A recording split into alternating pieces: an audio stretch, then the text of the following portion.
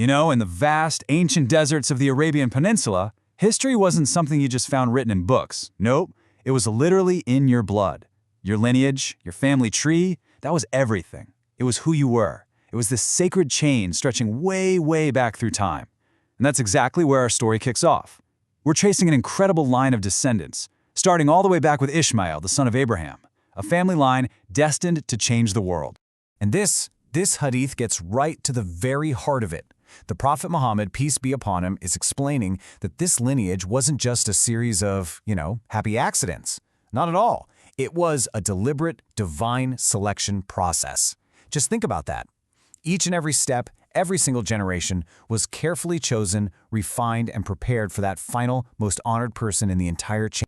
All right, so the story of this specific line starts to get super clear, incontestably clear, as the historian Ibn Kathir puts it, with a man named Adnan.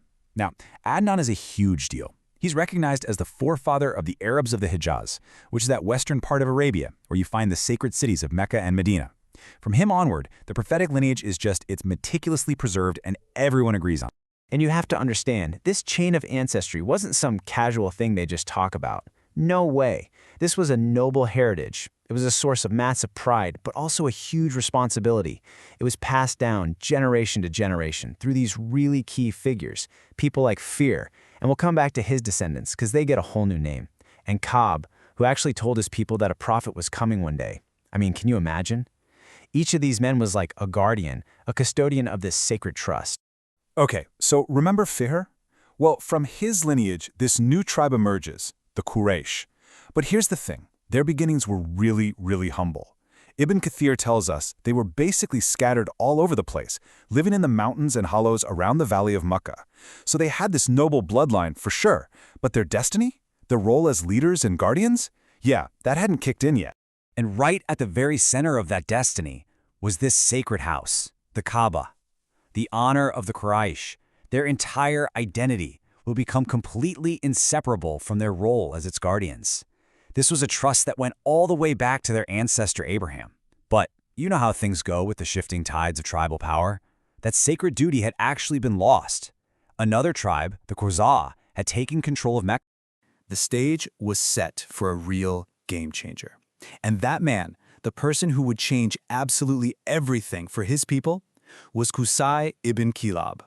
This guy, his vision, his ambition, it was about to completely reshape the fate of the Quraysh and honestly, the history of Mecca itself. So Qusay gets this amazing title, the Gatherer Together, and for a really powerful reason. He looked around and he saw his people, the Quraysh, just fragmented and living on the periphery, and with some serious strategic vision and leadership, he united all these separate clans. He literally brought them out of the mountains and established them as the dominant, unified force inside the sacred city of Mecca. So how did he lock in this new power? Well, first things first, he took back control of the Kaaba from the Khuzā, restoring its guardianship right back to the line of Ishmael. Then he did something brilliant. He established these sacred duties that became the source of Quraysh's authority and nobility. Things like providing water for the pilgrims, hosting and feeding travelers, and presiding over the whole city. He basically created the entire political and social framework that would define Mecca for centuries, making the name Quraysh synonymous with service to the sacred house. So within this now powerful tribe of Quraysh, the honor and leadership start to get even more focused, concentrating in one particular clan, the Banu Hashim. That means the sons of Hashim. And yeah, they're named for the Prophet's great-grandfather, a man whose incredible reputation for nobility was about to echo down through the generations. And you see, the thing about Hashim is, he wasn't just a leader by birth. He earned his reputation. Ibn Kathir tells us that, yeah, he was known for being courageous, but what people really talked about was his unbelievable generosity, especially when it came to feeding the pilgrims who came to Mecca. This legacy of honor and service, that's what his descendants inherited. Hashim's son was Sheba, but he would become known to history by a different name, Abd al-Muttalib. He stepped right into his father's and grandfather's shoes, inheriting their leadership and becoming one of the most revered and respected chieftains the Quraysh had ever seen. I mean, to give you an idea of how much his people looked up to him, just listen to this description.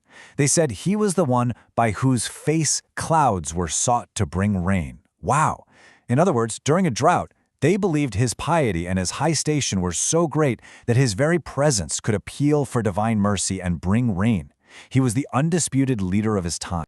But his leadership was really defined by two monumental events. On one hand, a great blessing. Through divine guidance, he rediscovered the ancient, sacred well of Zamzam. It had been lost for generations. He restored its blessed water to Mecca and the pilgrims. But on the other hand, a severe trial. He had prayed for 10 sons and made a solemn vow to sacrifice one of them. The lot fell on his most beloved son, Abdullah, who was dramatically ransomed with 100 camels, his life spared for a much greater destiny. And that brings us right to him, the ransomed son, Abdullah. The focus of our story now shifts to him, because he was the carrier of the final trust, the second-to-last crucial link in this golden chain right before the birth of the Prophet, peace be upon him. Ibn Kathir tells this extraordinary story. As Abdullah was walking through Mecca, a learned woman, a diviner, named Fatima bint Mur, saw something unique on his face, a radiant light, and she recognized it immediately as the light of prophethood.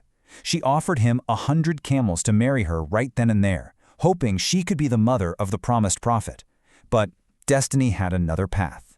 Instead, Abd al-Muttalib chose for his beloved son a wife from another noble clan of Quraysh, Amina, the daughter of Wahab. And you have to see this as so much more than just a marriage. This was the coming together of two noble lines, the final preparation for the fulfillment of a divine promise. The union of Abdullah and Amina. That was it. That was the final link in that golden chain. It was the long-awaited answer to this ancient prayer. Generations and generations earlier, their ancestor, Abraham, while raising the very foundations of the Kaaba, had prayed for a messenger to be raised from among his own descendants. This marriage, this was the culmination of that prayer. So from a forefather chosen from the sons of Ishmael, through a tribe gathered from the wilderness to guard a sacred house, through a lineage of noble leaders tested by trial and blessed with honor, a light was now poised to dawn upon the world.